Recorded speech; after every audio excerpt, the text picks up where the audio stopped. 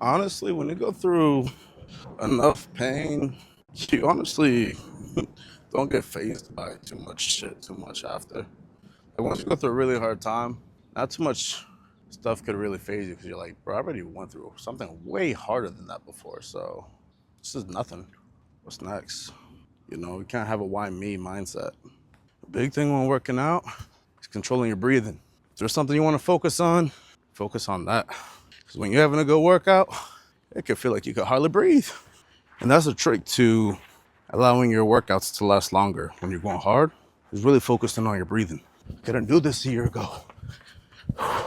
I'd rather have my legs in pain from doing this than from where I couldn't move it. It was in pain, I couldn't even move it. Shit, that sucked. I'd rather know I'm in pain getting my legs stronger because it's weak. You gotta stick to the regimen, baby. This knee's ready to go. This one gotta get right back on. Whoo! Gotta start somewhere, I ain't gonna lie.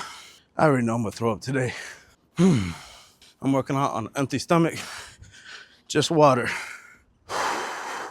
But that's how you shed, a lot of fat while you're fasting. So it's really important to stay hydrated and, also not push yourself to where you collapse because that could be dangerous. So you have to, again, be present, analyze yourself throughout the whole workout, focus on your breathing is the most important thing. The rest gets easier.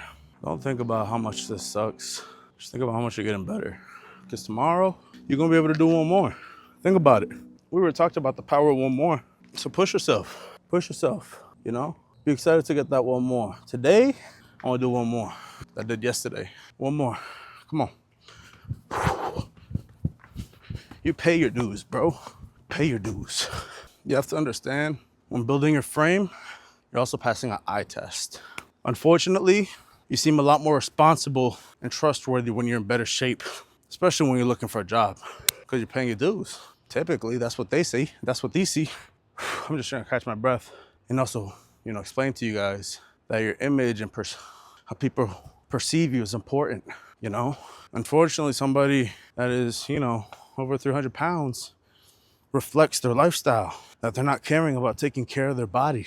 They're putting it off, eating an abundance of food and doing nothing after, just taking a nap in a food coma. It's not good for you. And yeah, when you are doing a calorie deficit and fasting, yeah, you're gonna be hungry. That's why I think it's important to keep that water a gallon with you and just start with proportions, guys.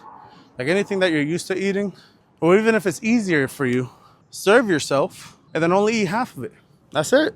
The rest is for tomorrow. So you can start being aware of what you're eating and make your plate size smaller. As you do this for a week or two, your stomach shrinks, you start to lose a lot of water weight and shedding some fat. And it's easier when you're bigger. So it's all in how you start and how you finish, You gotta endure. You're gonna feel sore because you've never done shit like this before. And it's gonna feel terrible. But as long as you did, 2, 3, tomorrow do 4, then 5. Have your potassium, bananas, electrolytes, make sure you're stretching, but you're gonna gradually be able to do more. And you're gonna start seeing your belt size start shrinking, your waists are gonna start getting smaller, your face is gonna get smaller, you're gonna start having people ask you, you been losing weight? Yeah, I've been losing weight, I've been taking myself serious. That's part of my lifestyle now. Sometimes you just need a little bit of structure to get back aligned. Find another fire of what's gonna get you going. Some of you guys bail yourselves out. Like, oh, I don't got time today. Bro, what did you do today besides work? Like, let's be real. If your kids go to sleep at 8, 9, you could still work out in the morning or when they go to bed. You gotta find time for it. Shit, work out with your kids. They gotta be athletic too. What kids love to run. Take them on a family walk after work. You know how refreshing that is? Now it's a family lifestyle. I used to love as a kid going on family walks with my parents, walk the neighborhood. It'd be fulfilling as a kid. Just get to spend time with my parents, walk, chop it up, I guess.